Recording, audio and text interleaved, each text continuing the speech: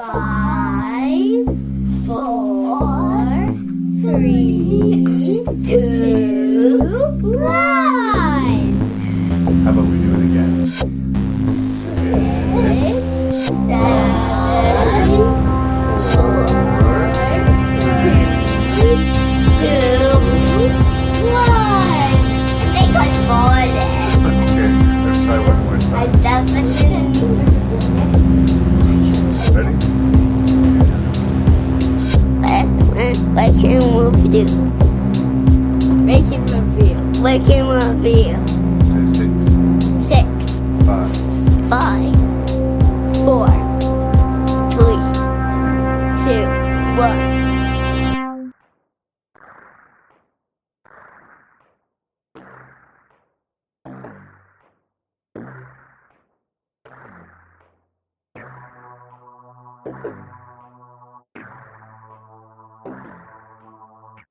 Hello, Rank and Review listeners. Welcome to another special edition of Rank and Review. As you may have heard a lot in recent episodes of the podcast, I've been doing what I can to promote my motion picture, Book of Trespasses. I wrote the screenplay and I co-directed it, and me and my creative partners, Jared Berry and Garrett Nickel, have been doing everything we can to get exposure to this movie. Months ago, I did another episode on Book of Trespasses, which had an interview with me a couple of years ago when I thought the movie was almost finished.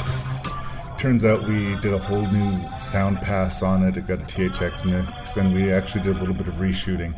So I was a little bit naive in the previous episode talking about how good to go we were.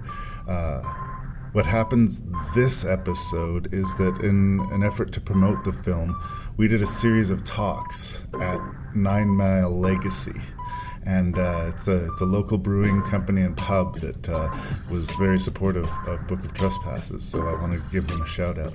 And what we did was a series of talks to help promote the screening that happened in October, as well as just generally getting information about the movie and information about making micro-budget film. So the whole series of lectures was sort of inspired by some research I did before I started the film. The truest bit of information or Hollywood lore or knowledge that I got about making film is that typically you're not making one movie. You're making 3 movies. There's the movie you write, the movie you shoot, and the movie you cut.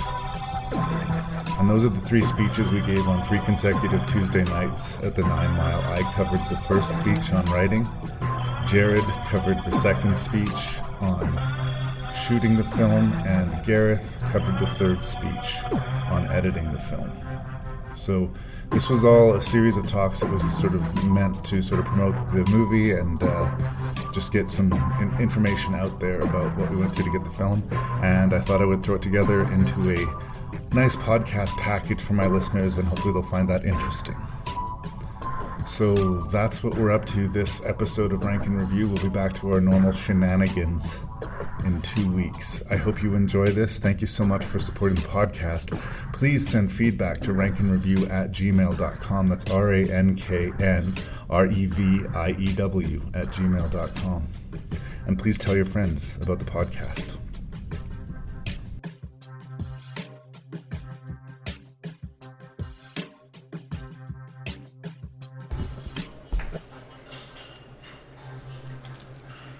Okay, so what I thought I would start with is just some general tips for people who are interested in writing. And if you're interested in writing and you're in Saskatchewan, I think you have to have a certain degree of passion for it. I don't want to talk crap about it, but the last few years has become less and less supportive of the artistic community. So if you're doing it, you're loving it, and I'm going to sort of go in from that perspective. These are some things that I have learned from doing this for a long time. I believe in doing drafts. I believe in more than one. One and done almost never works for me. Famous filmmaker Paul Thomas Anderson, who did Magnolia, said that he did it in one draft. And if you watch the movie, I think you can believe it. So I'm really old school. I believe in doing your first draft longhand. Spread out on a mattress, take your time, write it out longhand. You're going to have to then type it into the computer and thus force yourself into draft 2. Right? Amend as you go. I also say for that first draft, just write what's in your head. If it doesn't make sense, don't get fussy about the specific words or the structure of the sentence. So get the idea out in as pure and raw a form as possible, because you're writing your first draft. That is the freedom and benefit of your first draft. All of this is sort of general. This applies both to, I think, film and theater. But most of my experience has been in theater, so I'm sort of starting there. Another thing that I would discourage you is overly romanticizing the act of writing. There's a lot of people that really, think they're channeling something. They write something that's really good and it's just sort of flowing through them, It was written out of them. And usually that sensation, which I do agree does happen, is the benefit of doing it for a long time, applying yourself, and getting to a place where you got a good rhythm. It doesn't necessarily mean there's some spiritual muse behind you. And I sometimes think that romanticizing it takes away from the fact that writing, like anything, is work. It takes time and effort, and it's not an easy thing to do. A lot of people say anybody can be an actor or anybody can be a comedian, and I don't think that's true. I think anybody can lie or anybody can tell a joke, but that doesn't mean that you're a good actor or a good comedian. It's discipline, and that's a lot of times downplayed when it comes to writing. So I got a little cheat sheet of notes here, you guys. Things like themes, things like subtext, things that you want to thread into the narrative of films, the sort of very harsh sort of literary approach, all something that I believe happens after the first draft. I find a lot of these things kind of present themselves to the story. You write the story and there's a theme of, say, bullying, for instance, going to Book of Trespasses. Then you can sort of think, well, how can I push that theme? How can every character have an element that sort of helps nudge that? But I find going into it with these sort of tactics already in play kind of weighs down the story. The important thing for me always is getting that story out in its purest form and then using those things to help and to augment it as you go forward. So it sounds. I don't want to say there's nothing magical about art or trying to dissuade people from trying that. But I think you can come at it at too literal, sort of educated an approach. You can look at it like an English major, or you can look at it like, this is art, and whatever it is, it's pure and free and true. Neither of those points are going to get you there, in my experience. It's sort of a gray area in between that we're looking for. So that's just general writing for yourself, just general tips. A lot of the times you're going to find yourself, or I was lucky to find myself in a position where you're going to be paid to write something specifically. You're going to be put into a box. There's some hard lessons learned here, and I would like to share some with you. I worked for the Off-Broadway Dinner Theater, and we did sketch shows, comedy shows for various corporate events and charitable events. One big one was, of course, the Festival of Trees. And I did a sketch for the Festival of Trees basically making fun of the idea of affluenza. It's just this kid who's got way too much, has never been said no to in his life, and he's developed a charity for himself. And he's going to come out and he's going to say, my parents give me like $25,000 a month to live, and that just ain't enough, right? And it was this screed about greed and about people who live in a place of wealth and security that has put blinders on them. And you could hear the crowd at Festival of Trees not laughing at it, because we were basically talking about them and their kids. It was not deliberate. It wasn't something everybody laughed when we read the sketch. But you can watch that. Much worse than that, we did a sketch called New Management for one of our corporate gigs, which is sort of a funny exercise in sort of the different type of bosses that you get. You get the way too nice, the kind of false boss. You get the super strict, but he doesn't do any of the work boss. And all through the form of the sketch, the company's getting a new boss every few minutes. Hilarious. Except for that company had just gone through a round of layoffs. Damn. There's obvious things. If you're asked to write a kids movie, you maybe want to take out the sex and violence. You maybe want to be softer on the language. But that is something that I stumbled over a lot earlier. Or getting into an artistic fight with somebody who's paying you to write something. be happy that they are paying you to write something, right? I get that inclination. Again, it's the very artist thing. I need to have my process put out there. I need people to know that I wrote this as my stamp, right? That's nice. But at the end of the day, if you're making a product for a specific group, you're doing it for cash, you end up hurting yourself. You end up becoming a difficult artist. And nobody wants that. So I would discourage it. Choose your battles. If you're the wrong person for the job, look at it as they hired the wrong person and you're going to do the best with this situation. But I find digging in and saying, no, this is what I want to do, not going to get you anywhere. So, okay, sorry, this is just a general note again about language in a lot of plays, and especially movies these days, because of the popularity of like Quentin Tarantino or David Mamet and stuff. People like using the F word, people like swearing. One of the things that I would like uniformly, even before I've read your script, even know before what your script is about, and it's not because I'm impressed, it's just a thing that's a pet peeve. I call it fuck editing, pardon my language. But go through your script, look at all of the swears, cut them in half, or switch them with something else. I find that it deadens the power of it if you overuse it, and it's just a crutch people tend to lean on. Just because you use the F word in the sentence, if the F word is the only thing that makes that sentence powerful or makes that sentence funny, then you need to look harder. Something I've come to believe in. And I do have a bit of a sailor mouth. Anybody who sees Book of Trespass, I mean, it's unrated, but it would get an R for its content. Take the violence and the sex out of it. I think the language might almost get us there. This is an adult movie. But no shame.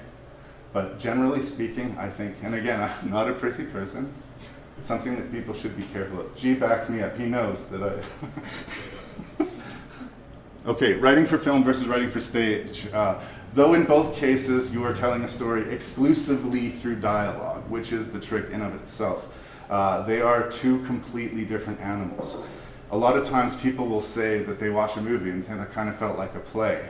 That's the polite term. Usually what they mean is that movie was incredibly slow. Your average scene in a play will go 5 to 15 minutes. Your average scene in a movie will be 2 to 3. So it's a completely different animals. And yes, there are movies that do that. Yes, there are movies set in one location. Yes, you can do like a long static shot. There's great opportunities for drama and comedy in that. But not everybody's Quentin Tarantino, and a 10-minute scene of dialogue is typically death in movies. It's expected on the stage, it's death in movies. Strange but true. So I would definitely start that. In film, you have 100% control of perspective. Even if you don't know what all of the edits are going to be, if you have an important piece of information that you want out, you can zoom in on one person's face when they say this line, or you can see them take this piece of evidence out of their pocket. And you need to do it once because it's film. On stage, people choose what they're going to look at, right? So, I don't know, maybe there's a character in the background, like the maid in the background is doing something funny and it's distracting you, right? You're looking at that. Sometimes you cover your bases with a screenplay, with a stage play. That note will be hit 2 or 3 times, and it won't feel like you're spoon feeding them. It just sort of feels like you're ensuring your plot points, right? It can be problematic, right? You have to be careful how you approach it. Don't do anything, generally like say 3 times that you can do once. Don't use 5 words when you can use 3. That's generally a good writing note. Film needs to move. It has like an engine that's running through it. For theater, people, I find, tend to respect the room. People sort of expect that you're going to have a prolonged space of dialogue. You're going to have speeches. People are going to speechify. My theater background is the most evident in the script because we do have a few speeches. I think we've done great moves through montage and blending scenes, and we're going to get more into that when we talk about the editing of the film to help it make it feel not like a monologue. But that was a lot of what we were dealing with in the editing process. How do we make this feel like a movie and not like a play? And that was a problem within the script. don't get me wrong, it's a brilliant script, but it was a problem that we ended up having to sort of deal with in editing. People will sit for a 10-minute piece of dialogue on stage. They won't in film. So we course corrected for that, I think, very well. All right. Low budget film. The more you know about production of film, obviously the better. I've loved film forever, and I'm a special features guy, so I like sort of getting into the background of the film. As much as I don't believe in limiting yourself when you're writing, especially as I talked about earlier, the first draft, if you're going into something knowing if this is going to get made, it's going to have to be made for very little money. There are a few tactics to take and to not take, okay?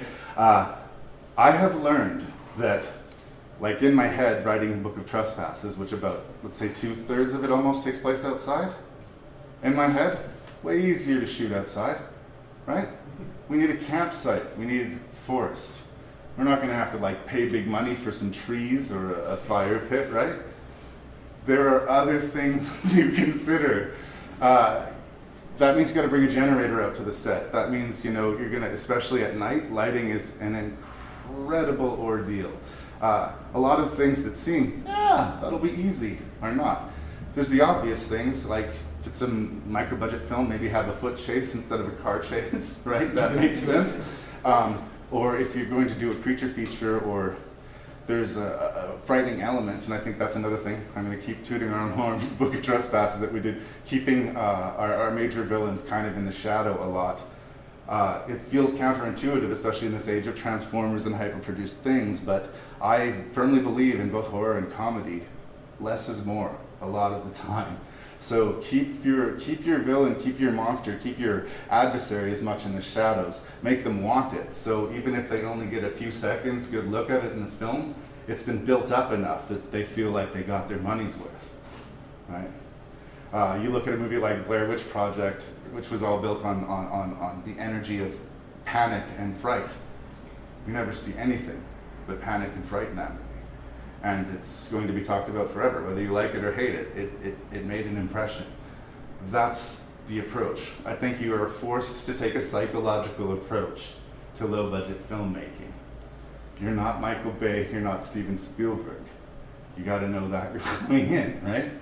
Not to say you can't pull ambitious things out of the low budget. You just have to know what weight you're fighting in. Minimize the cast. Less than 8 speaking parts if you can do it. It's a great thing about doing film that as a playwright you kind of feel obligated to give every character something to do, because theater is a completely different world, right? If you have a guy who's just there for 2 lines, he's going to rehearse for hundreds of hours just to come out on stage to do those couple of lines. It makes more sense to double it up. It makes more sense to approach it differently. In film, one-scene roles fall all over the place. And I think one-scene roles are a great opportunity for actors to make a meal out of something small.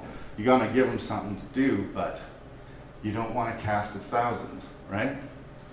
So I was I tried to limit it to 8 or under speaking roles, if I could. Keeps your budget down, That is, again, a more of a theater move than a film move, but I think it's very helpful when you're doing low budget. And just general sort of jumping back, like the difference between theater and film. I love theater. I love the theater. It's a different animal because there's no second take. You do something wrong, you got to amend and keep going. But the flaw is the wrong word. The thing about theater is that it's that night. It's that room. It's temporary. Film, you can tell yourself, is kind of forever. Film, you don't have to say, you guys need to come out on a winter night and be here at 8 o'clock and we're going to do this special thing in this room that's just for you. Film, you can press play whenever you want. So I don't want to take anything away from theater, but I think that's the attraction of film. Maybe it'll take us several years to get Book of Trespasses out to the audience that we want it to see, but we're going to do it. And we don't have to fold up our tent beforehand. Sorry, I kind of jumped back on that, but I wanted to mention it. Thinking visually. Coming from the stage as a writer can be too dialogue focused, and film is a visual medium. So you don't want to flower it up. I've read screenplays where it's like the crystal line of the sun is setting on a sparkling ocean through view, and suggestion of evil things swimming beneath the surface. And no. Like, if you're writing a screenplay, you're not writing it for necessarily the enjoyment of the reader. You're doing it to say, this is the picture that we want to draw on stage. And especially in micro-budget films, it kind of helps to be as plain-spoken as possible. Go Raymond Carver about it. A man, a woman, a kitchen. The rest we figure out on the day, right? Two people in a car, two people, basic sort of setups, rounded out. So that will help you. I just lost my own thought here. You have to go into a no-budget movie knowing things will be changed. Things will come up.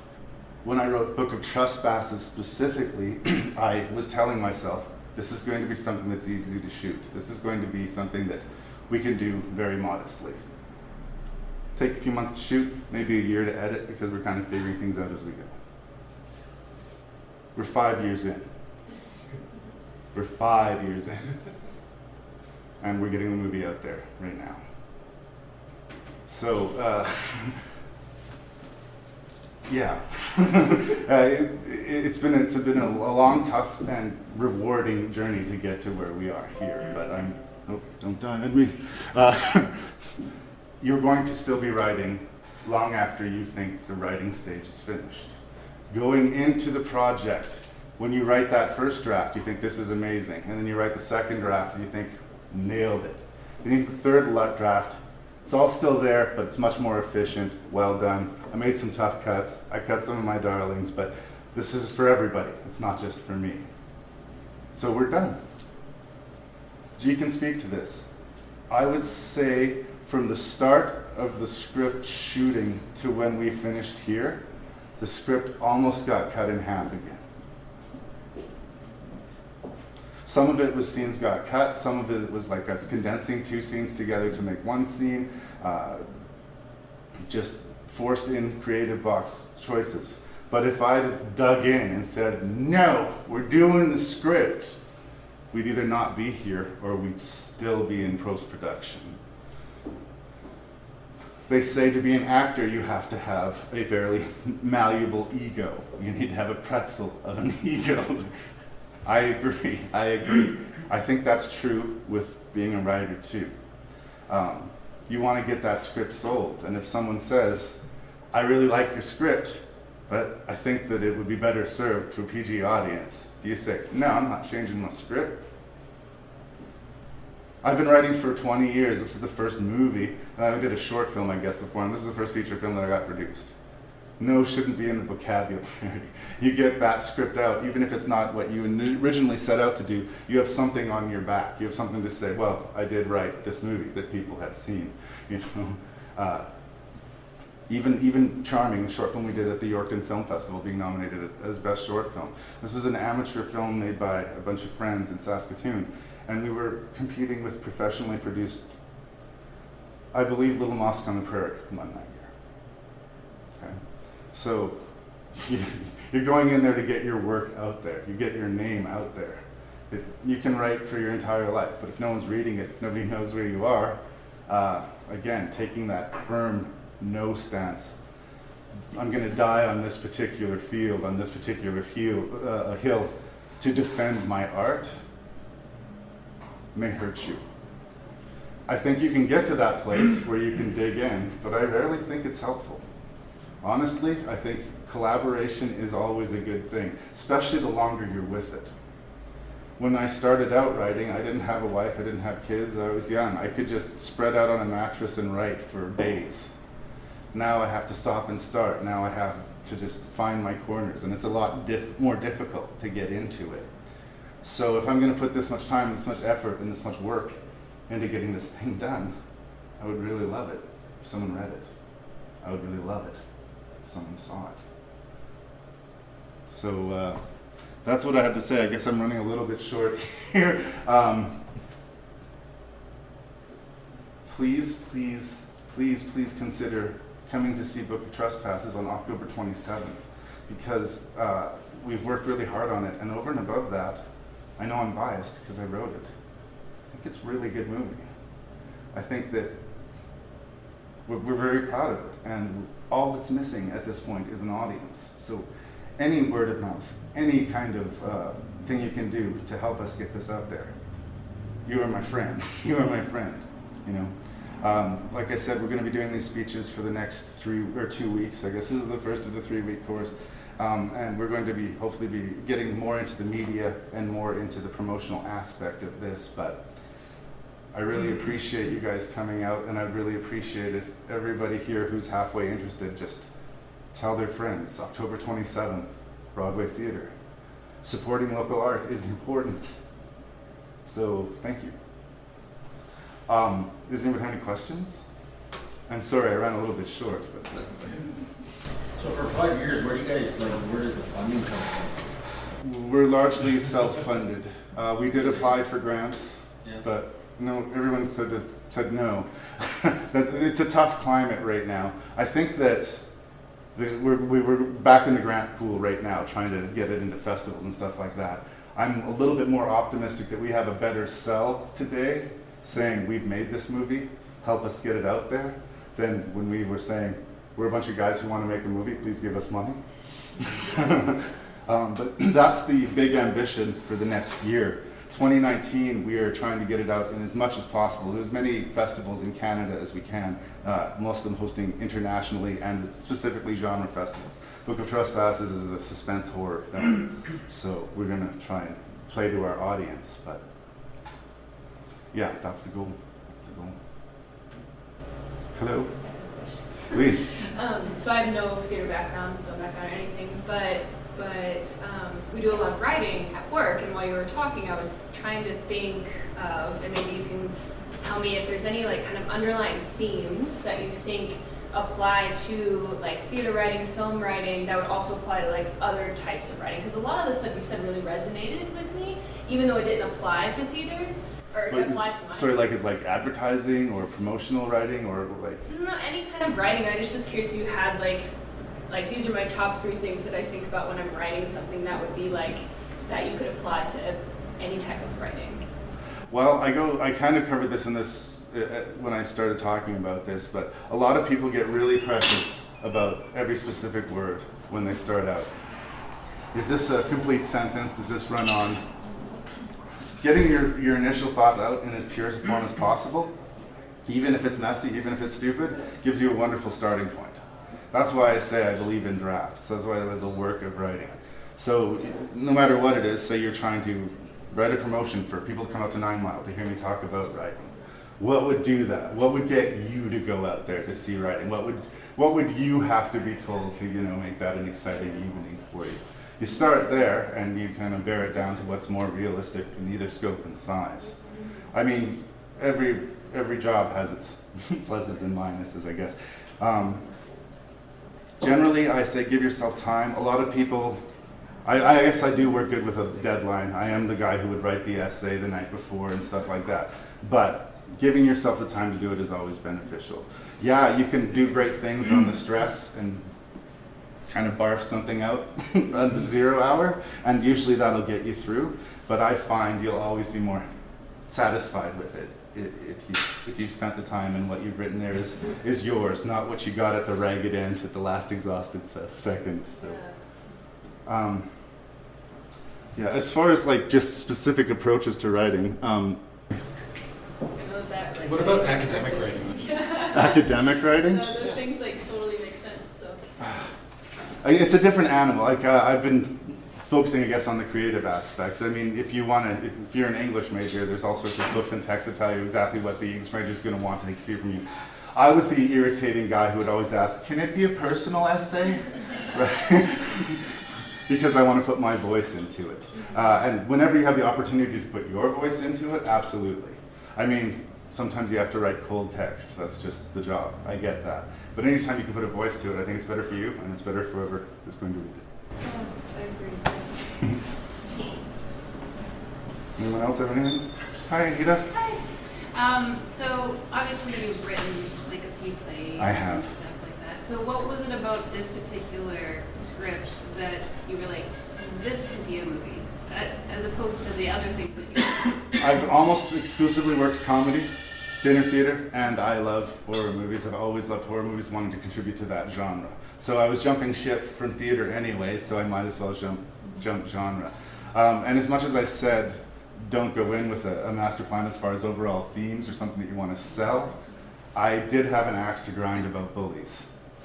I've been bullied all my life. I had been bullied a lot of my life. Things have gotten better since I got my growth spurt and everything like that. But it's something that really, it shatters your confidence. Like maybe this movie would have been made when I was 30 instead of 40 if I had more of that. And I think, I'm not playing the pity party. I know I made my own decisions, but I think a lot of what kept me back, what kept me less than confident, was growing up being bullied by a lot of people. And I definitely wanted to put that into the movie. Without being in your face about it, I don't think you're going to come out of the movie feeling like I was lecturing you on why not to be a bully and what the repercussions of bullies are. But it's a movie about revenge, and it's a movie that's about how people destroy each other. You know, after the end, if you're bullied long enough, you kind of become a bully. You kind of become ruined by it, and there's fewer heroes to be celebrated when that happens. And yeah, that was something that I specifically knew that I wanted to work into this supernatural violence. So yeah, counterintuitively, yes, I did go into it with an axe to grind, but mainly I just wanted to make a good, scary movie, and I think we did that. Oh, Jen. Yeah, for those of us that haven't seen your movie or that haven't had a chance to hear anything about it, could you just give us like a quick like what would we expect going in? Okay. Well, it's a horror genre piece. It's familiarly kind of a love triangle. There are three people, 2 boys, 1 girl, and a competition that has lasted. Basically, our main character, Duncan Stewart, was bullied throughout his childhood. And as we catch up to him, he's been institutionalized because this bully did not stop at high school. It's just followed him his entire life. Stole the woman he loved from him, married him, sends pictures of their happy lives to him. Even he'll move city to city. The guy just won't let it go. The story is how he gets that revenge and how that revenge does not help him.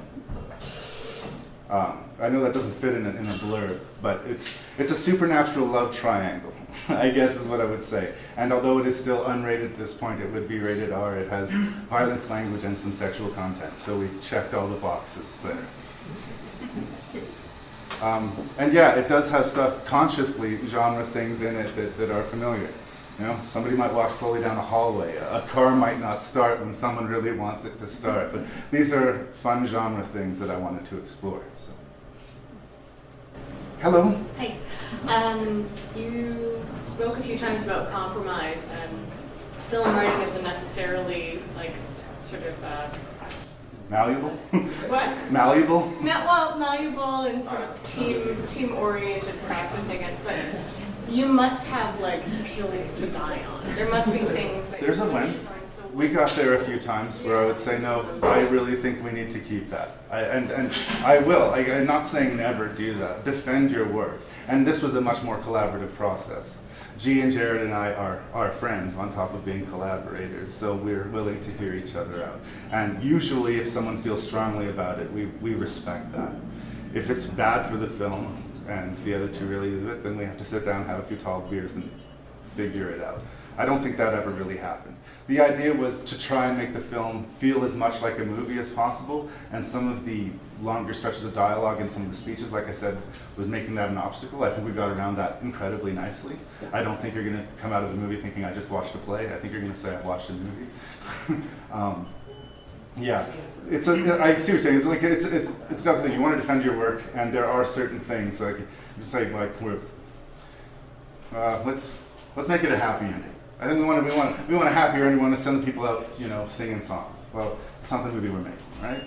We want people to come out thinking. I mean, that was a really exciting story, and maybe I should be nicer to people. Or even better, I should tell as many people as possible to watch Book of Trespasses. I think what I bring that up specifically is for higher jobs too. This is something that we were building for us, and to show to the people, but this was our baby. So I think I had a little bit more latitude. I'm talking again, like if someone hires you to write sketches for Festival of Trees or stuff like that, and they say, you know what, I think that's a little bit too blue for our crowd. You know, I'd be like, screw you, you don't know what funny is, you hired me to bring you the funny, right? No, always take notes, always take notes. Rarely does stubbornness help you, right? Even sometimes compromise helps you, even if in the back of your mind you think, it was better the way I had it, but they wanted me to make this change, and I made the change in as fluid a way as possible. And when that scene comes, you can still feel a little bit haunted by the other scene that you wanted, but hopefully that compromise led to another thing that you kept, you know? Yeah. There was a scene in a very famous horror movie, The Sixth Sense, where Bruce Willis is at his wedding. It's sort of a flashback scene, and he gives a monologue to the camera. And apparently, if you'd seen it, it was one of the most amazing performances you ever saw out of Bruce Willis, who tends to sleep his way through most of his work these days. It's not in the movie. There was nowhere to put it. Shyamalan said he loved the scene, and he was like completely crushed by it when Bruce did it. He couldn't believe it. He thought, this is your Oscar clip. But if there's nowhere for it in the movie, you gotta cut it. So, I understand defending the work. I do. But I think that in anything there must be compromise, and especially if someone's ponying up the dough to let you do the thing that you're supposed to do, I think you have to at least, on some level, attempt to meet them halfway. Especially if that gets you to the next job, right? Because writing jobs are tough. Right, so you know what I'm talking about. All right, thank you so much, you guys, for coming out tonight. I'm sorry if I was a little quick there, Jan. I appreciate you guys coming out. I appreciate you guys. Please spread the word on Book of Trespasses. We put our heart and soul into it. And yeah, 9 Mile. It's a nice place, right? Great beers, Pale Moon. Please, tell a friend, come back. And thank you for being here.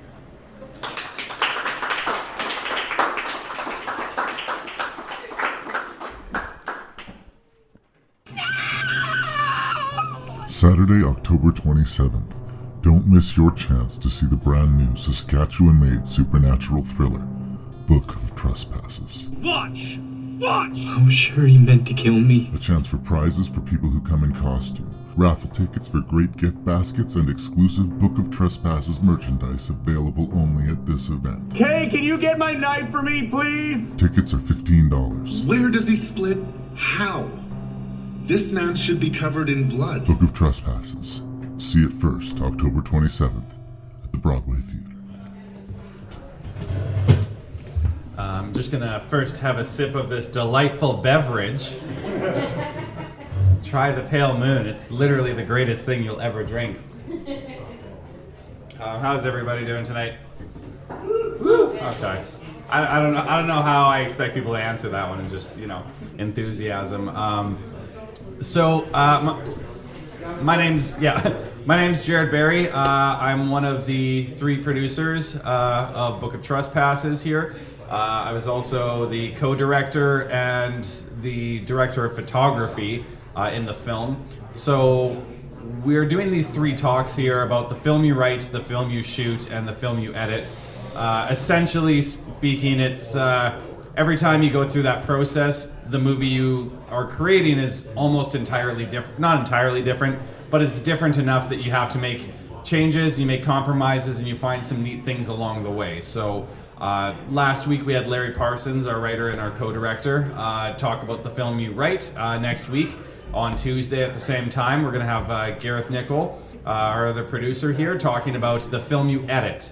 So a little bit about myself, I guess. I'm a photographer. I've been an actor for just over half my life, and have gone into film and filmmaking over the past 10 or so years here. My first film I made when I was 17. It was feature film. It wasn't really great. It was called Flatline. If you ever had the...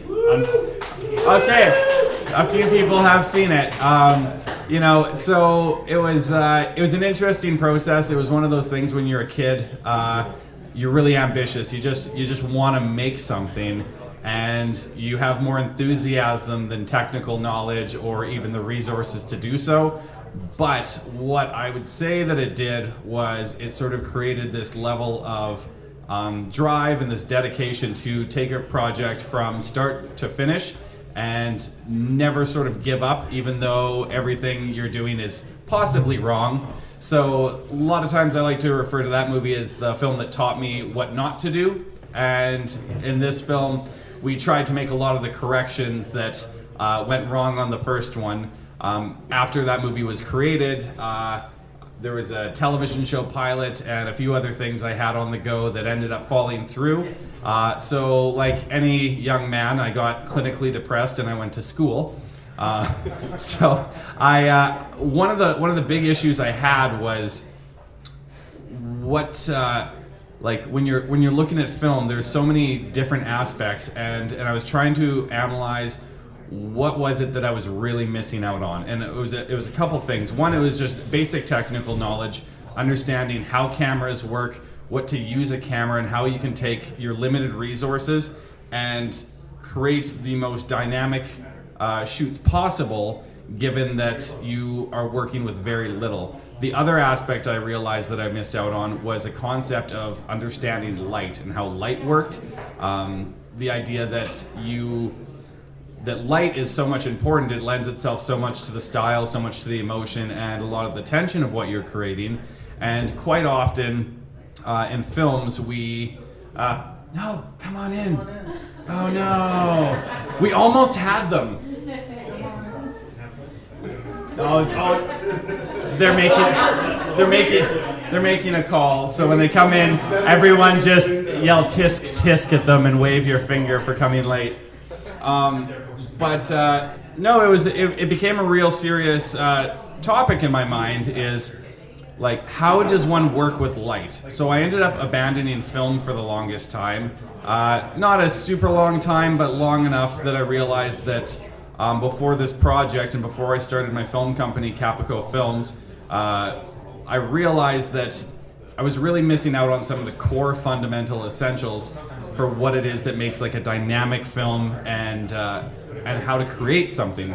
So we'll talk a bit about that. I'll try not, I have some notes to kind of keep me on track here, but we're going to go into some of that. What I'm also going to talk about is taking a film from the initial script, so when it comes across your desk and you just read it, to pre-production and the actual element of production, which means that with our limited resources and the few of us that there were working on this project, essentially it was three tall guys who had a delusion of grandeur, and we thought that we could do something with very little. So the other part of that is, because you have such limited resources, you have to wear a lot of hats. You have to wear, sometimes you're a director, sometimes you're a grip, sometimes I'm making 60 feet of intestines in my backyard. There's a whole range of different activities and things that you need to do just to get the film done.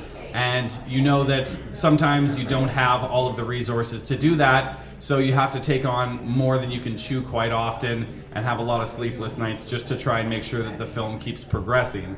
So I'm going to talk a little bit about the history of how this project kind of got started. So about, 6 years ago? 6 years ago I got the script? 2013, that's a number. Larry had given me the script, and I had been getting back into film. I'd worked as a photographer for a number of years, finally trying to understand how light works. I was doing a lot of gallery shows, a lot of different submissions, and I was making a decent amount of headway in that, but I realized that there was something missing in photography that I really kind of longed for, which was a longer narrative. And there's a lot of aspects of that really intrigued me, and I'll kind of touch on that in a little bit. But at that time, I was working at what was Agrium Potash Mine as a summer student, and I got this copy of the script. At the time, I believe it was called Bullies. So I'm sitting in this little office completely covered in potash dust, and I'm just flipping through this thing. And within a 12-hour shift, I had read the script about 4 different times, and I realized that this was the project that I wanted to go back into. This was the story that I thought was worthwhile telling. I'd looked at a number of other scripts, and I'd been working on some other stuff that of my own that I realized wasn't quite to the level that I wanted it to be. But when I saw this script, the images and just the film just kind of jumped off the page at me, and there was this really intuitive pull. I just thought the story was engaging, and it was dynamic, and it was fantastic. So what I wanted to do was make this fucking thing. And like at the time, there was like another guy who was looking to direct it, and other people. We were on talks about doing this. Initially, I wanted to just help out, just be that sort of friendly, spunky kid on the film set who just wants to help create something. So. Also, I wanted to audition for one of the main characters because I thought he was really dynamic, and luckily we have the actor who played him, Devin Wesnowski, who flew in from Toronto just for this talk. I'm just going to say that. He really didn't, but I'm going to keep telling myself that. So when I got this script, I realized that this was the project that I wanted to do, and as things sort of progressed, I realized that I didn't want to take more of a backseat. I wanted to help produce the film. Because I thought it could be something great.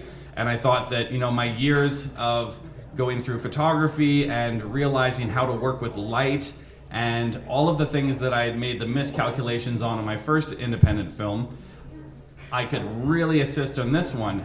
Long story short, things sort of changed, and I ended up having a conversation with Larry in his garage one night saying, if we're worried that this film's not going to get made, why don't we just do it?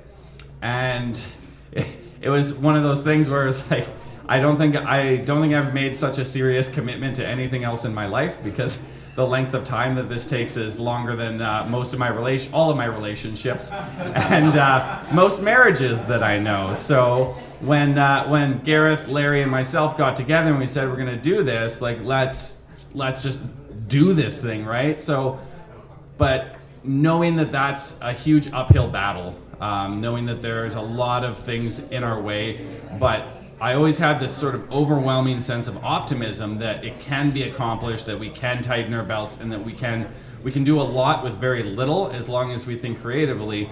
We didn't have much of a budget on this film. That's just a fact. Shortly after, when we started getting to pre-production, the film tax credit got cut, and so that kind of really clawed us back on the idea of what we could do and financing that we could get with the film. And at that point, I had taken all of the money I'd raised from my potash job and I invested it into film gear just to convince everyone that I was serious about making this movie. Because I thought it's either going to be this project or it's going to be another one. But the story really grabbed me, and I always thought that this is the story that I think is worth telling. So that's sort of how, from my perspective, how things sort of got rolling. Talking about a little bit about taking the script from when it comes across your desk to when you get it, when you kind of try and get it on its feet, there's a lot of different things that go into that, and I can't touch on all of them, unfortunately. So if there's questions, by all means afterwards. But one of the big things is there's two kinds of scripts that I've always been able to read. There's ones that are essentially just plied with detail. This character picks up the mug with his left hand and then wipes his brow, so there's those scripts that you get, and they're very descriptive. You see how they are, and then there's scripts where you essentially get your location, a little bit of stage direction, and you get your dialogue. And the awesome part about this film, and I think one of the big intuitive things was, there was sections of it that had that sort of really finite, that really strong detail to it, And then there was the sections that were almost very interpretable about how you would do this. And there's some longer dialogue scenes. And so when I'm reading this, I'm thinking, what's the image in my head as I'm reading this? How would one film this in a really dynamic way to take a conversation essentially of two people sitting across from an office room talking and bring in tension and bring in this idea that just because people are having a conversation across a desk doesn't mean that you can't shoot it dynamically or build tension while you're doing that. So that was really important to me. And while I was reading it, a lot of the images and a lot of the concepts that we later on translated into storyboards ended up making it from the initial reads into those sort of storyboards, because it's one of those few projects that when I read it, it seemed like it came in full view. It was just, you just got the script and you just knew what you wanted to make it. And I think that was the other reason why I felt so passionately about wanting to make this film my own to an extent, and also work with creative people who are as invested in it as I am. So, so you take the script and then you get the people who are crazy enough to agree to do this with you, and then you're like, okay, but now what? So the next step, besides figuring out locations, actors, things like that, is taking the scripts that you have and creating a series of storyboards or at minimum shot lists. So storyboards, if you don't know, are essentially just little comic pictures. They don't have to be much, but they explain your shots. We numbered and coded the shots in order to go from your master shots that you'll consistently cut back to, your wides, your mediums, your close-ups, and then you have your insert shots. So essentially what we did was I just storyboarded the shit out of these scripts, just day and night, day and night, day and night, and all the while hoping that the locations on paper are no different than the ones in my head, because to me, when that image feels so strong, it almost feels traumatic to have to change it later on down the road. I realize in myself that I'm somewhat anal retentive about that, but we ended up creating these storyboards. And when you're creating your shot lists, it really depends on your situation. Logically, it sounds like it makes sense to shoot things chronologically as they happen. This line goes to this line, goes to this line. But in film, and working with your schedule and working with your actors and what shots you need to, specifically with outdoors, which if anyone here wants to make films, I try and say don't film outdoors in Saskatchewan as much as you can. The weather will betray you always. Always. But I mean, it also lends me to some other neat skills, like being able to judge how fast a cloud is going by, and being able to time a shot and set up a shot, saying, okay, well now we have direct sunlight. This whole shoot is overcast, and I see a cloud on that, in the distance there, and you just by approximating, you go, okay, we have 90 seconds to get this shot set up before our light is ruined, and we have to wait. So you would start with, but quite often you start with your wide shots, your masters, as you would say.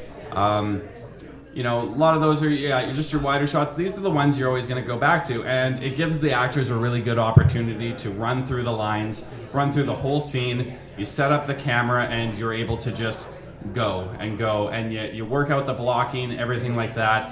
And then as the day progresses, you're able to go into those sort of tighter shots.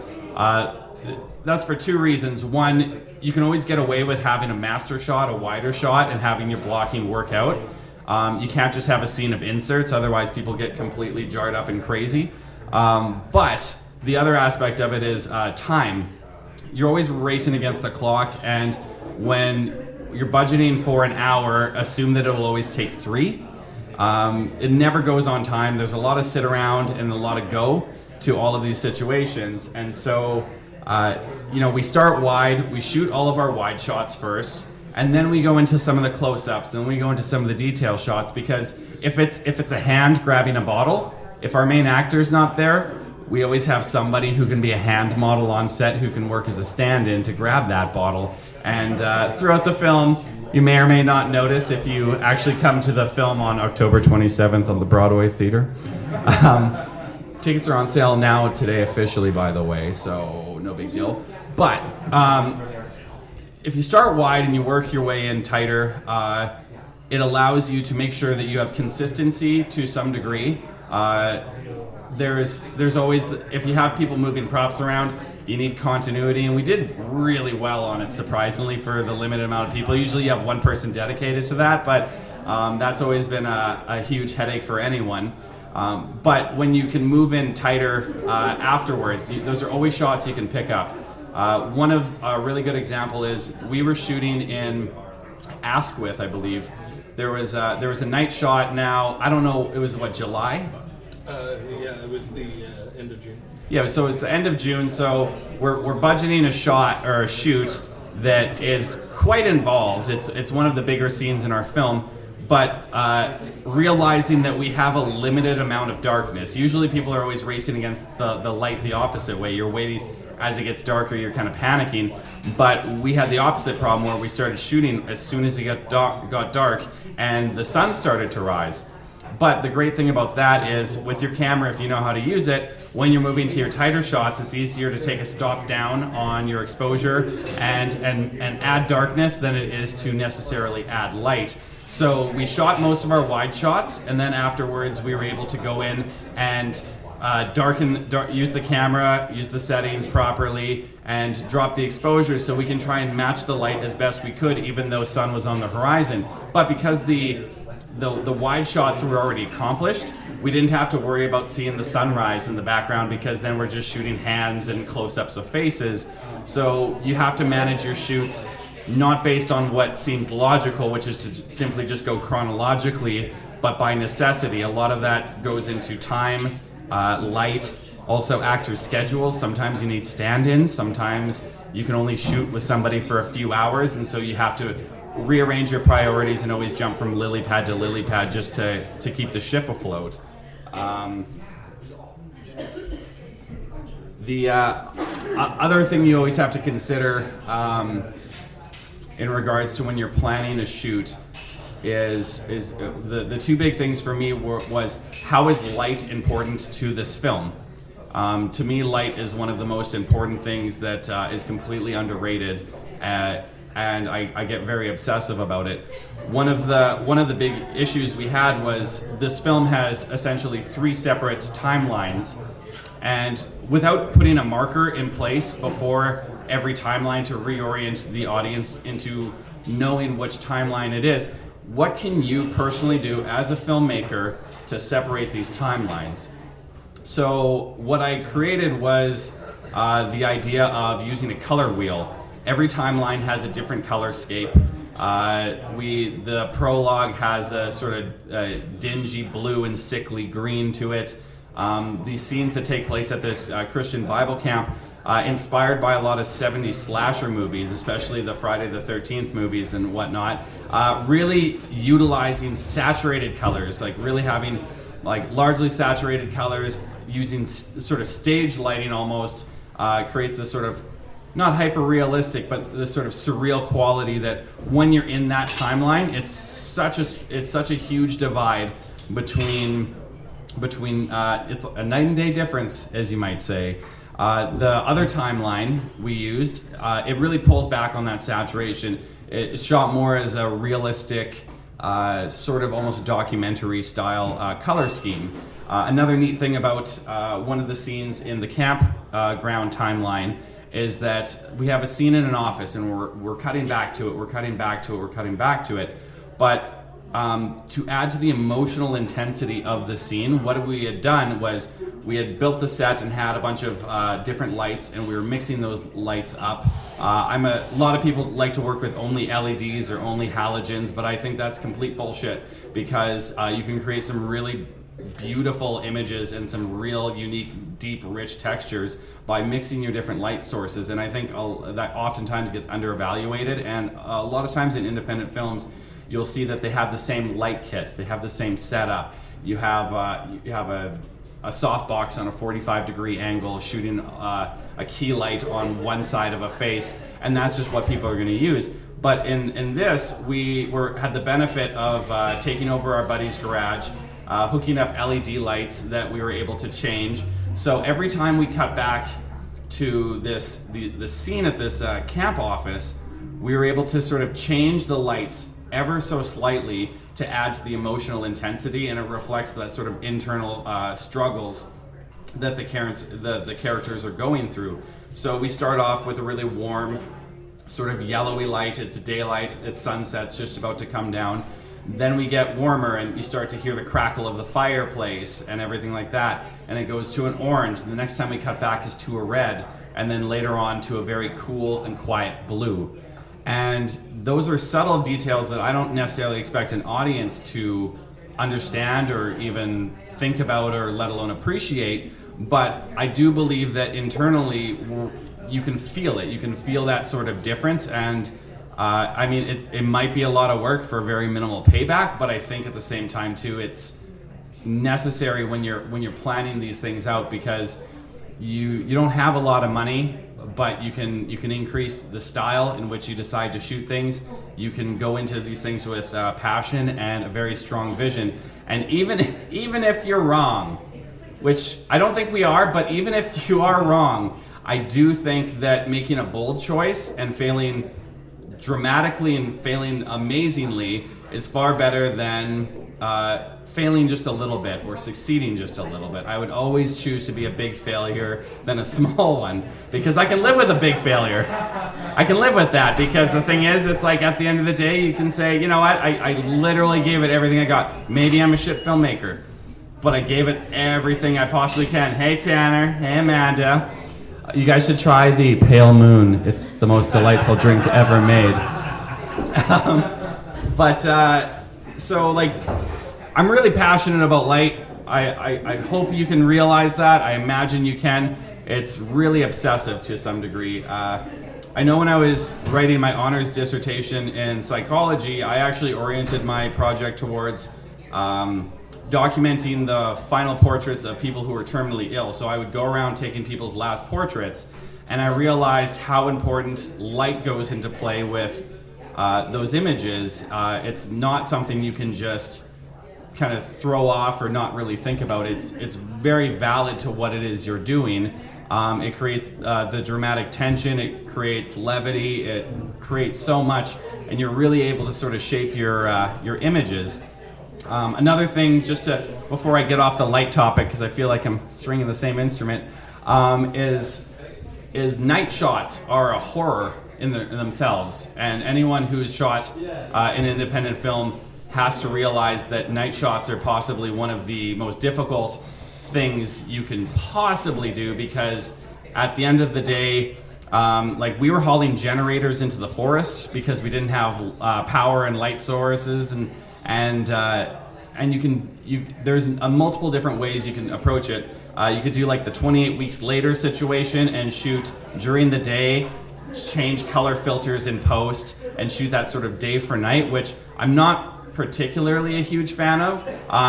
You can use it when it's necessary, but it creates an odd sort of tone or texture to it. You can also do the Walking Dead situation, where you use one single key light, which I think is lazy, and then you have a lot of these really high contrast, dramatic shapes, which, similar to the comics, I guess makes sense. I still think it's lazy.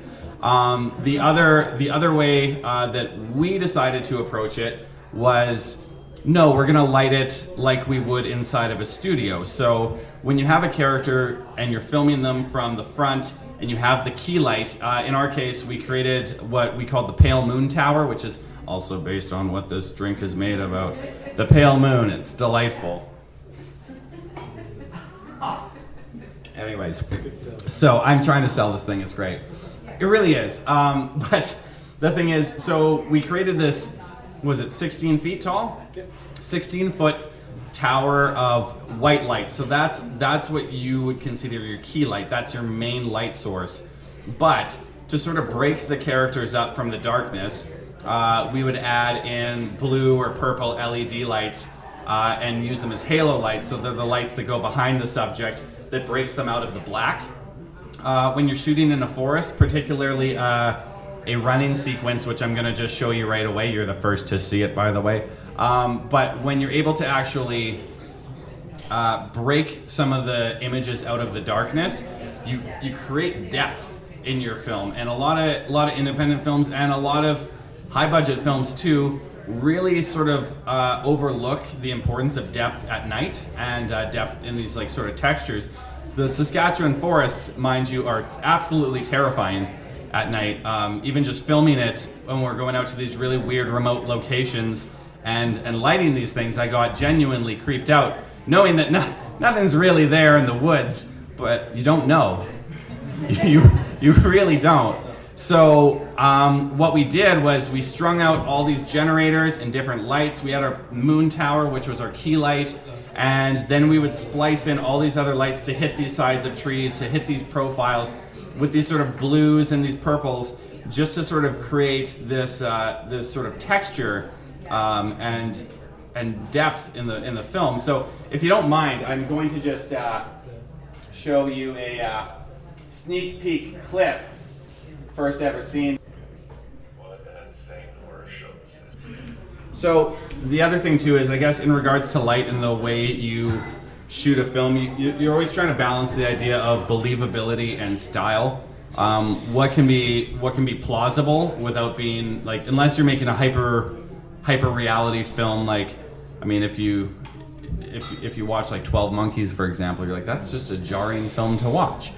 But there's those sort of ideas that you're always trying to work with is, what can I do that's unique and makes this thing amazing, but also what can I do to sort of add that sort of style so that if people look back on it, they go, hey, yeah, you actually thought about some stuff, like, good for you, like, but the other thing too is, and it leads me into one of my other more important topics, is I think the most important character in a film is the camera. And a lot of times, maybe the director of photography would always say that, but at the same time too, if you treat camera as character, you're telling a story.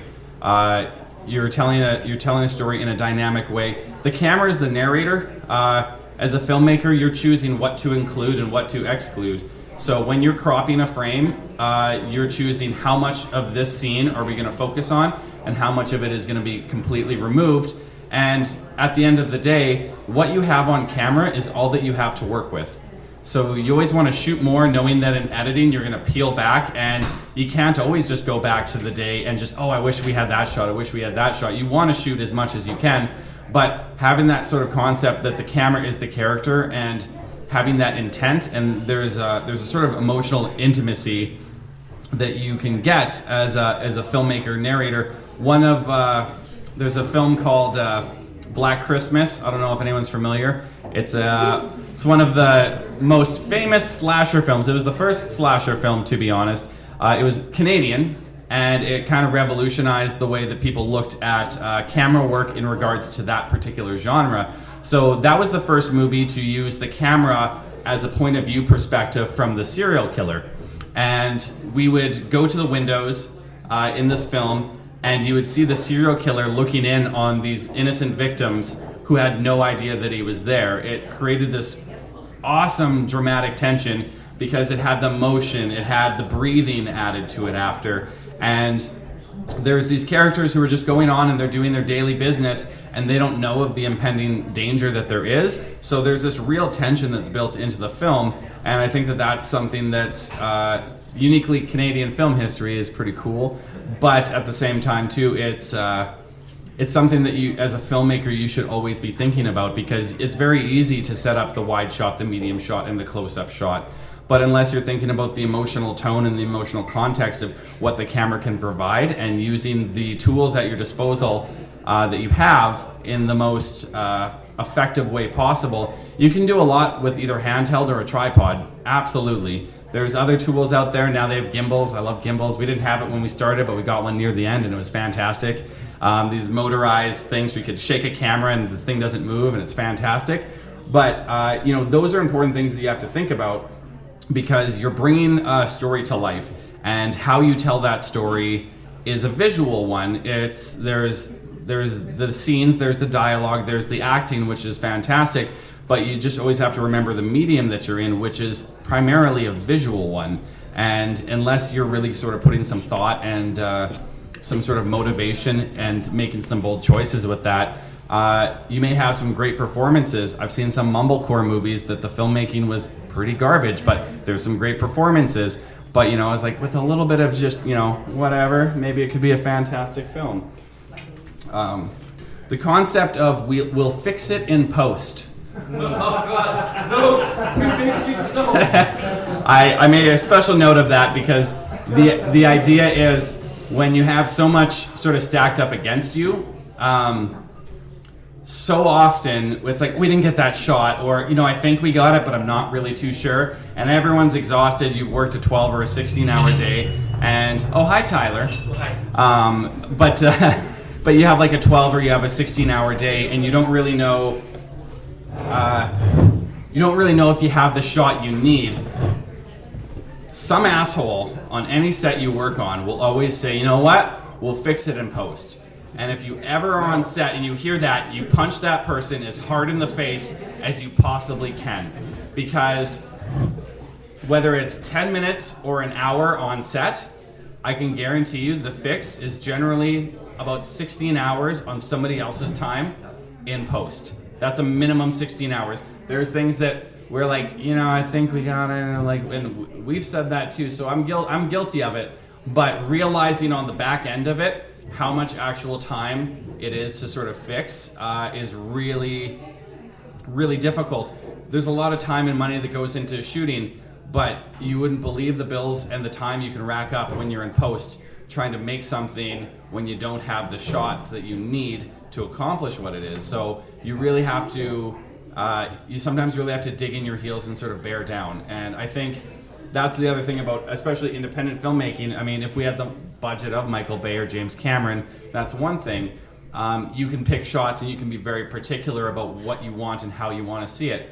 There's shots in the movie that I know that, like, I was probably a bit of an asshole about, to be honest. Like, I realized that, like, there's times where I would dig my heels in the sand and be like, no, I want this shot. Like, I know it's expensive. I know it's time, like, you know, there's a lot of time involved. We ended up building 2 different graves for this one shot, and the process of actually going out and digging graves and making this stage was absolutely enormous and super costly.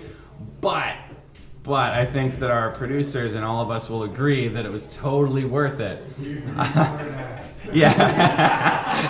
And that's the thing is, and so there's shots that you fight for because you're really passionate about it, and the image was so clear in your mind that you feel like you would be giving up something. And, you know, and in filmmaking you're always going to be giving up something, but there's a few opportune moments where it's worth digging in your heels for that artistic sort of integrity to say, like, no, I know we're tired, I know we're exhausted, and I know everybody on set hates me right now, but we need to get this shot. We didn't get it, and we want to be able to fix this, right? And then there's other times where you go, this was the plan, we don't have time for that. So you kind of take a little bit of a backwards stance. You take a step back and you go, you know, what's the priorities? If I can be a little looser on these shots, and I can change up things on the fly to accommodate the scheduling conflicts and just your general, the general problems with it, sometimes you can come up with some really cool stuff in just being kind of loose with it and just sort of seeing how things kind of flow. But you always have to balance the ability to accommodate your schedule and picking those really key moments that are important to you as a filmmaker, but more importantly, what you think is integral to tell the story that you set out to tell.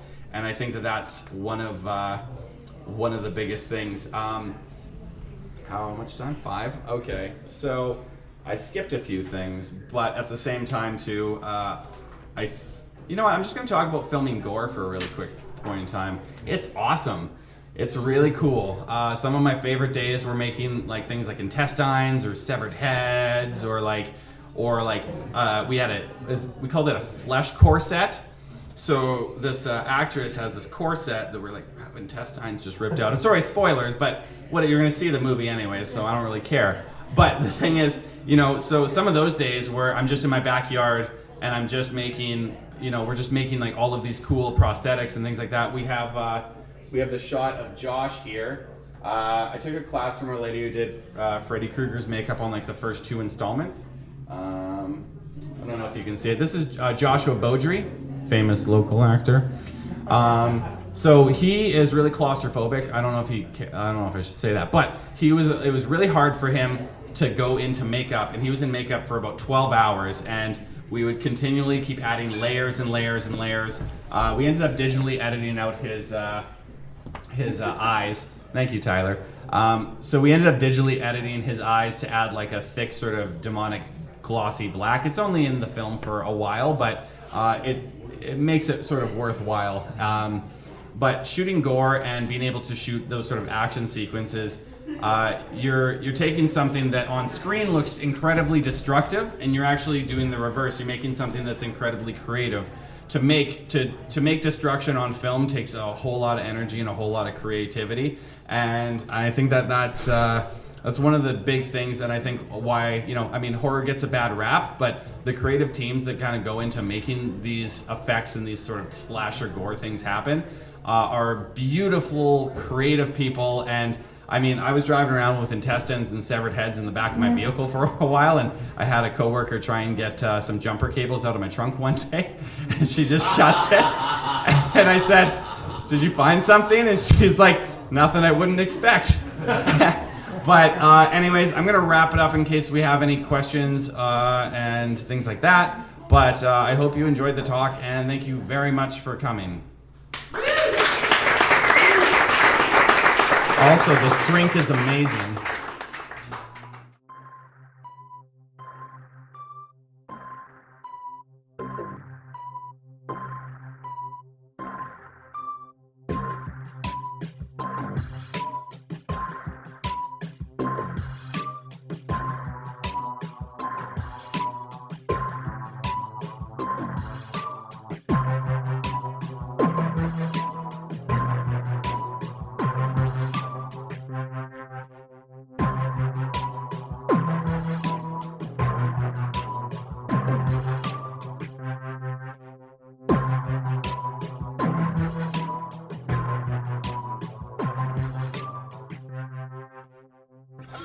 Okay, so tonight I'm going to talk about the film you edit, which is different from the first in our series of little talks here, which was the film you write, and different from the second in our series, which was the film you shoot. But just as a quick recap, the movie you write, Larry Parsons, the writer of the film, talked about the importance of doing drafts, starting longhand, going to the computer after that, just continuing to refine the draft until you finally got something that you feel is worthy of putting on screen.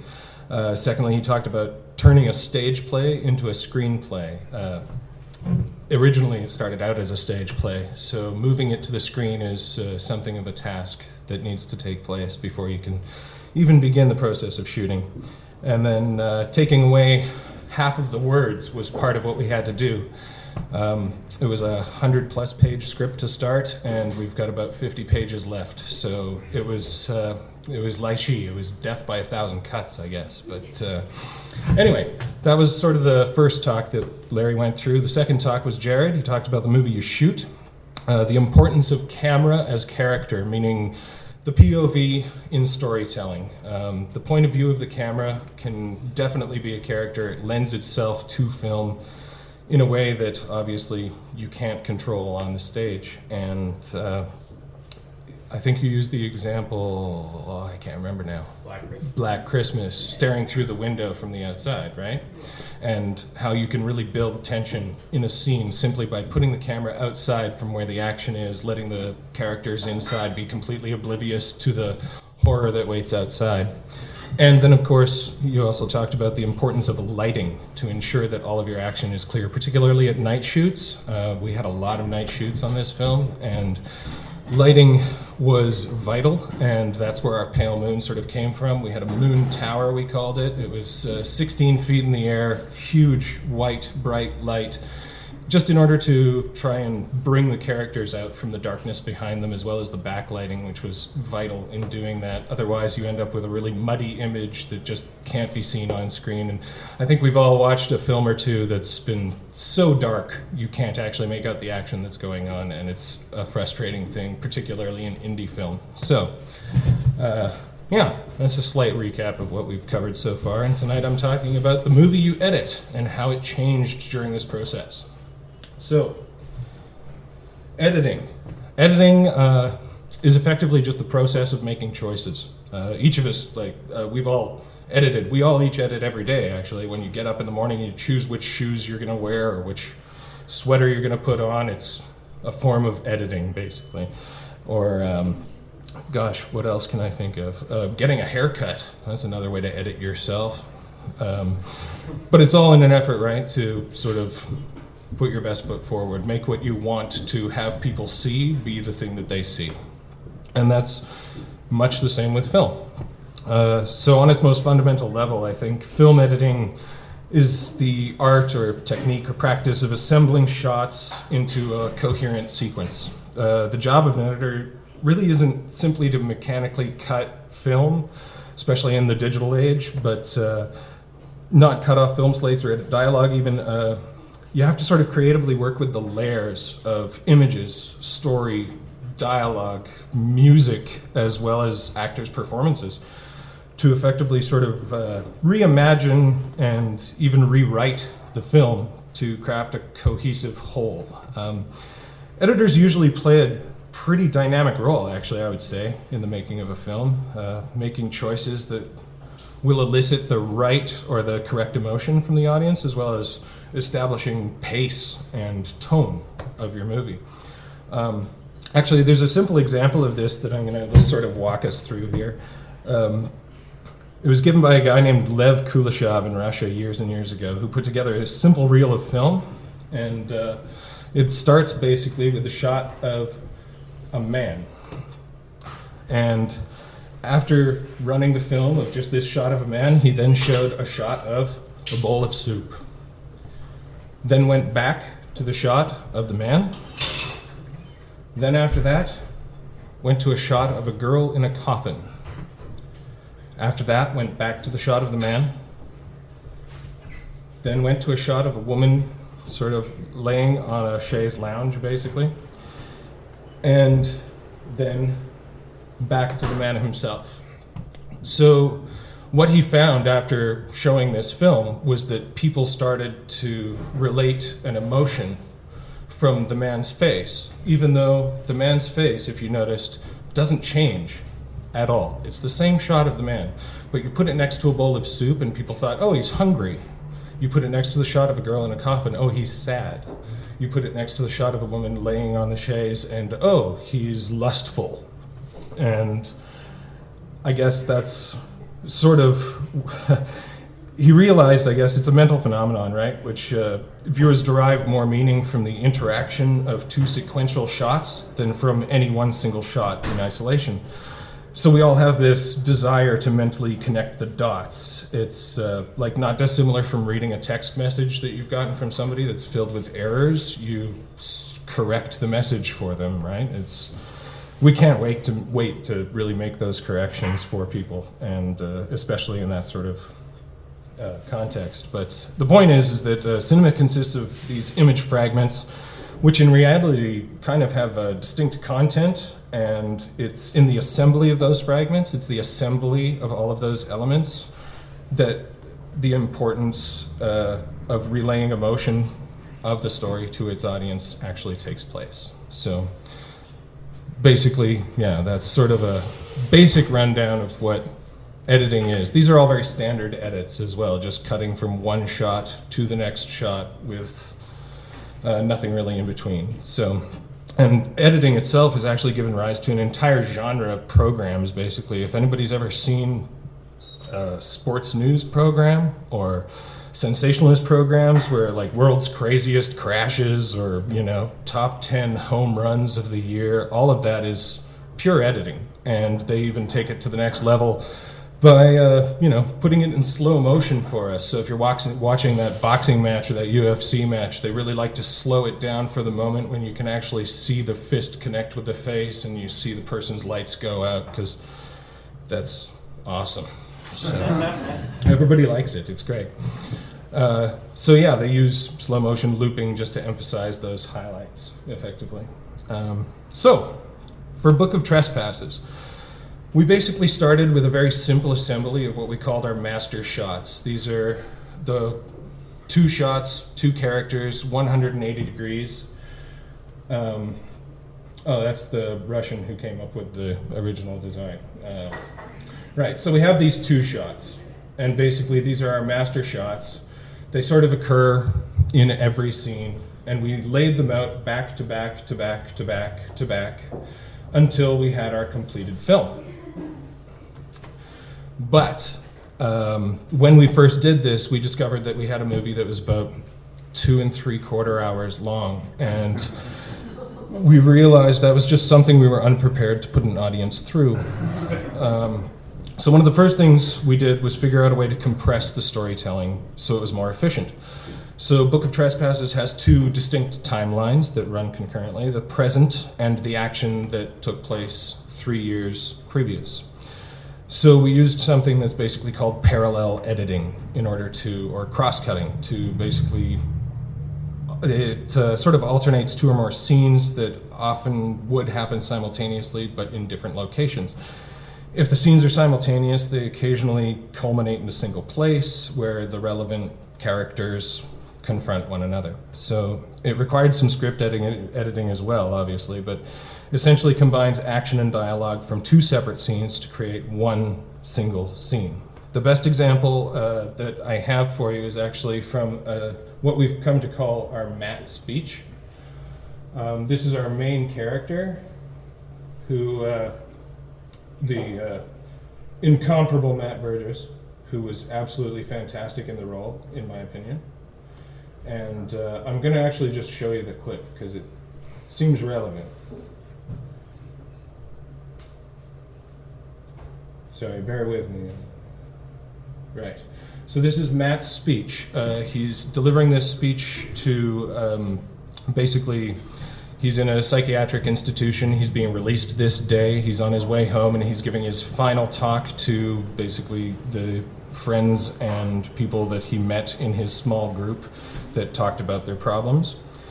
So I will show that to you right now. It was originally him talking, followed by him heading home afterwards to discover that things hadn't really changed for him as much as he wanted them to. So. I've got this old journal with me here today. I've always kept a diary. It's just a way of telling myself my life story. Yes, in case I should forget it. Anyway, there was a time, a much younger place in my life, where I had many journals. I called this book my Book of Trespasses.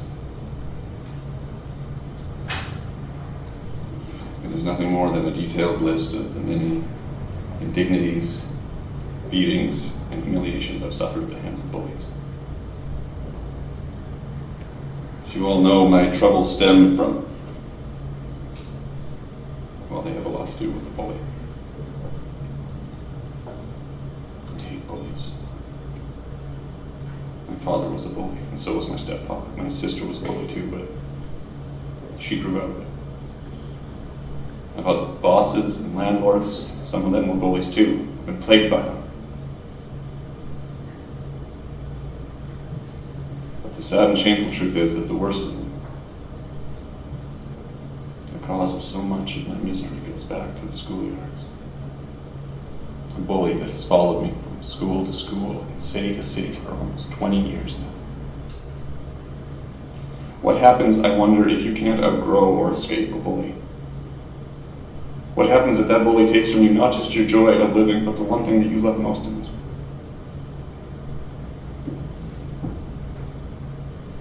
What happens when that bully invades your very dreams? What do you do when you meet a person whose sole purpose in this world is to see that you suffer? How do you forget, let go, move on from a life's work of humiliation? I tell you honestly, standing here, I have no forgiveness. None. But I am willing to start. To let go. Just let it all go. I put an end to my Book of Trespasses after some sound advice from somebody that I respect very much. And I kept this first volume. Carried it around with me. But why do that? Why record it? Why hold on to it? Why? All right. Cheery clip, I know. But what I'm just trying to illustrate with this is that there are two scenes that are actually taking place. Matt is talking to this group of people at the hospital before he's discharged, and the second scene, as written, was him then going home, discovering this letter in his mailbox, discovering that his bully, not only has he not left him alone, but has almost been lying in wait in this mailbox by virtue of this letter and these photographs, just for an extra level of torment. So, yeah, it's by combining these scenes together, we were basically able to advance the story and accentuate the character's emotional torment more so. And we use this method of parallel editing in almost all of our past timeline sequences. The initial change, of course, brought the runtime down significantly and really just, I think, made the movie more cinematic. I should also mention that this footage that I'm showing you is actually 3 years old. This was the rough cut, the very first time we'd actually blended these scenes together and sort of discovered we can make this work. So since then, we've obviously done a ton of sound editing in order to even out his dialogue. We've added a lot of key sounds. We've also added score just to help the scene sort of ramp up emotionally. And I think that's sort of the point of parallel editing as a rule, is again just to significantly accentuate the character's emotional state at any given point in time, which, although Matt did a beautiful job and delivered the speech in an exceptional way, I think we were able to add to it by showing these shots of him heading home afterwards. So.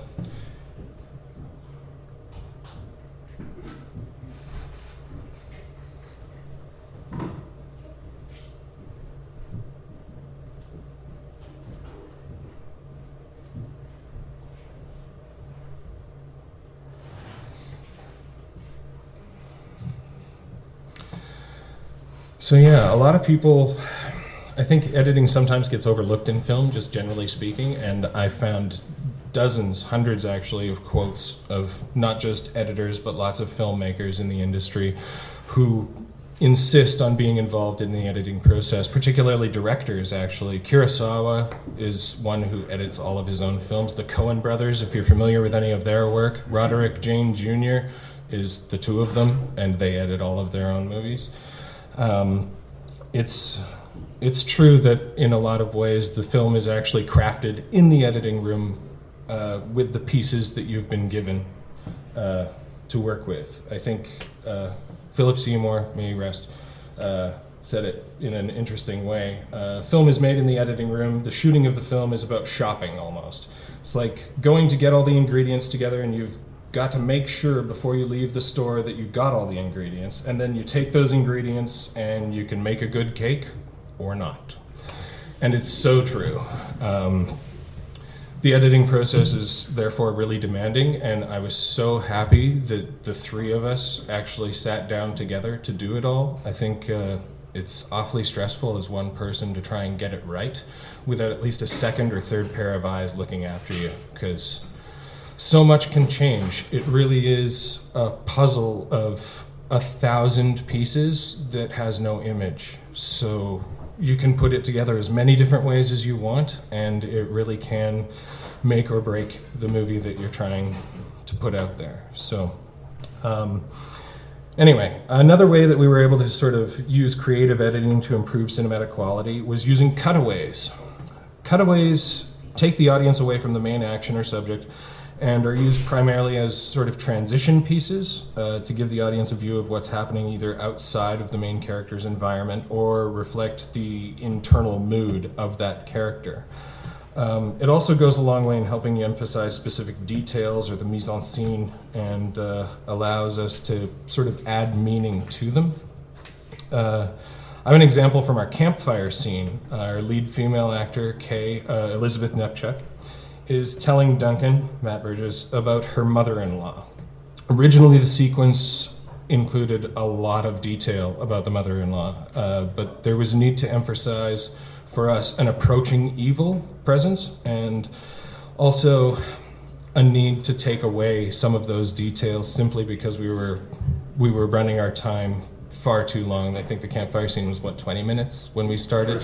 Yeah. And we've got it down to about 7. So that's, but we had to use this method of cutaways in order to get there. So it's a simple example, and it's kind of brief, but I'm going to give it to you anyway, because I went through the trouble of doing this. So here we go. So this is Kay talking about her mother-in-law. Last year, she started to slip. And yeah, it's actually become one of my very favorite scenes because it's truly intimate between these two characters who have sort of suffered equally at the hands of the same bully, and so they can sort of commiserate on this. And Kay's basically explaining the mother-in-law who she thinks may have been responsible for the bully's actions. But anyway. She refused to see a doctor and would rage if you just suggested that there was something wrong with her. She said she could remedy herself. It was clear after a while that she was suffering from senility or Alzheimer's or something terrible like that. Cut away. She wouldn't be moved, and we just couldn't say no to Nan. She got violent. She got mean. Eventually, even Henry was scared of her. And when she started relieving herself regularly at the dinner table, well, he broke down and made her cough. Cut away.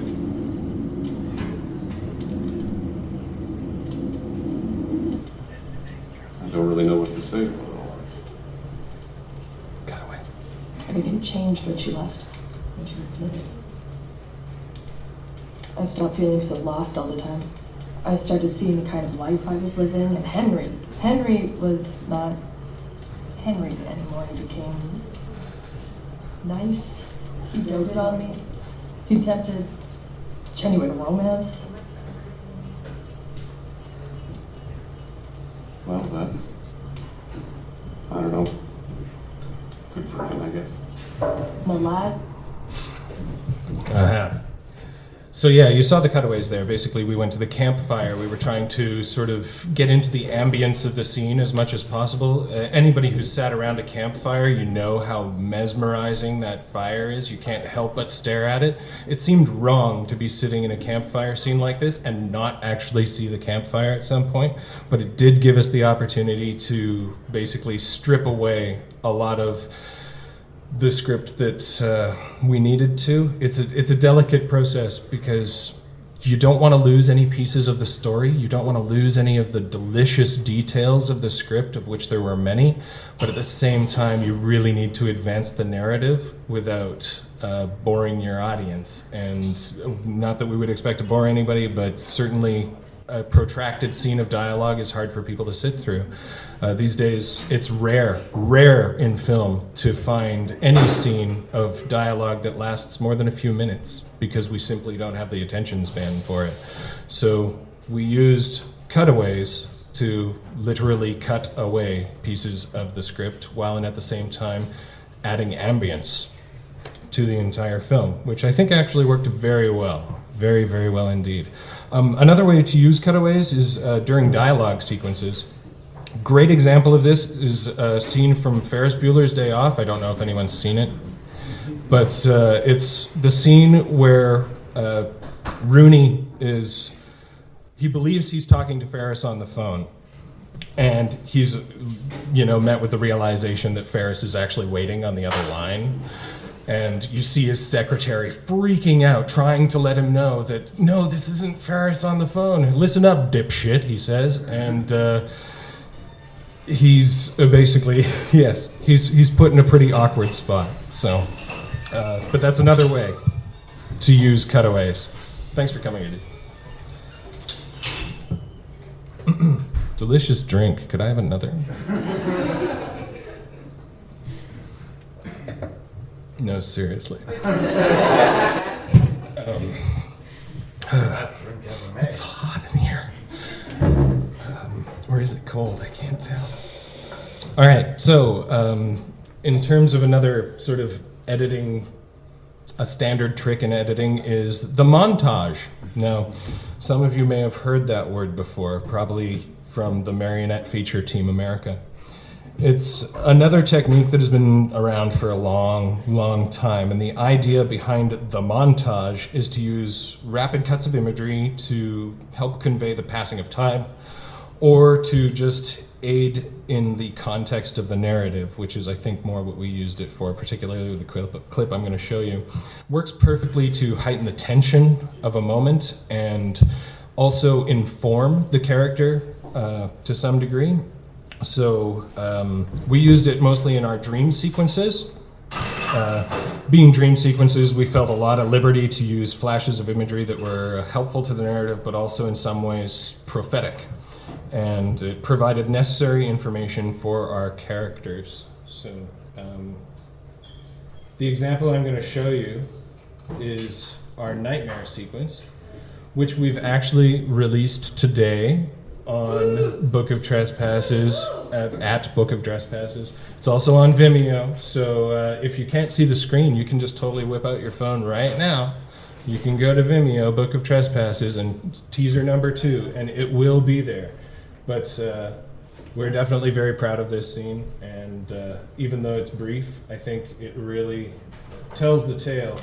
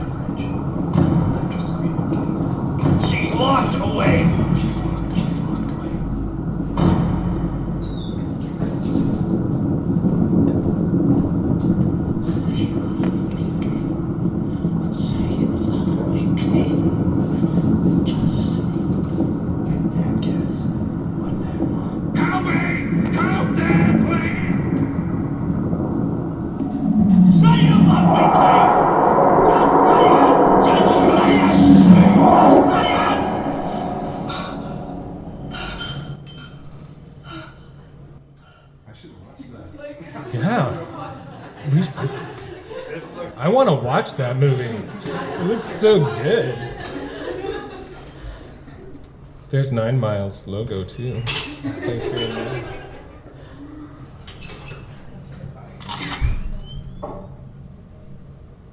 All right, I'm gonna stop it before it plays again.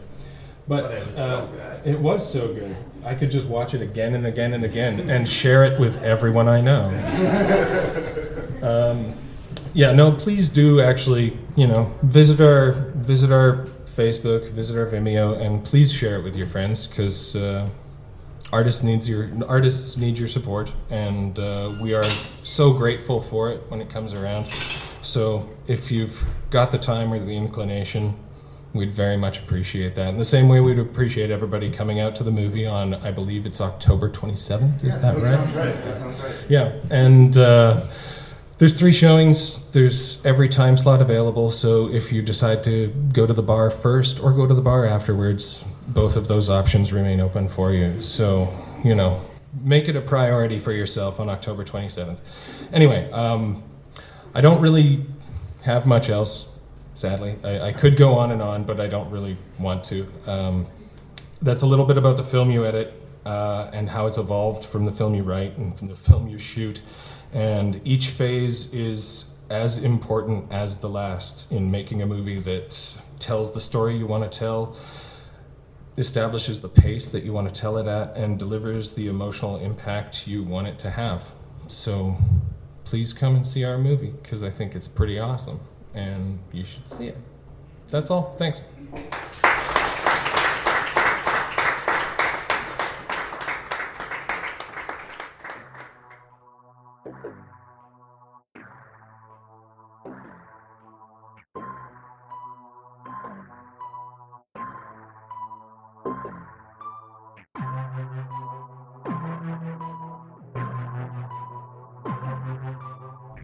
So there it was. That was our promotional talk series that we gave to promote Book of Trespasses in Saskatoon. And now here is a bittersweet epilogue. Unfortunately, despite trying to blanket locally the city with as much information and advertising as we could, the screening on October 27th was terribly underattended anyway. It wasn't unattended, it was just not the audience that we'd hoped. We had sponsors, we had a silent auction.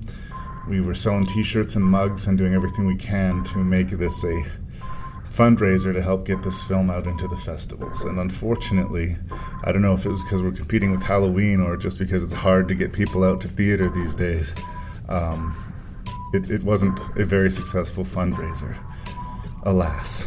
But we're still moving forward, we're still going on to the festival season.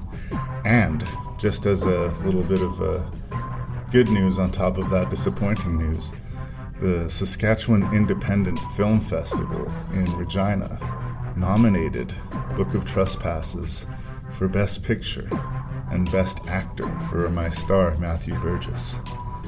So, in the end, we got some good news and we got some bad news. This is the continuing saga of me getting Book of Trespasses out there.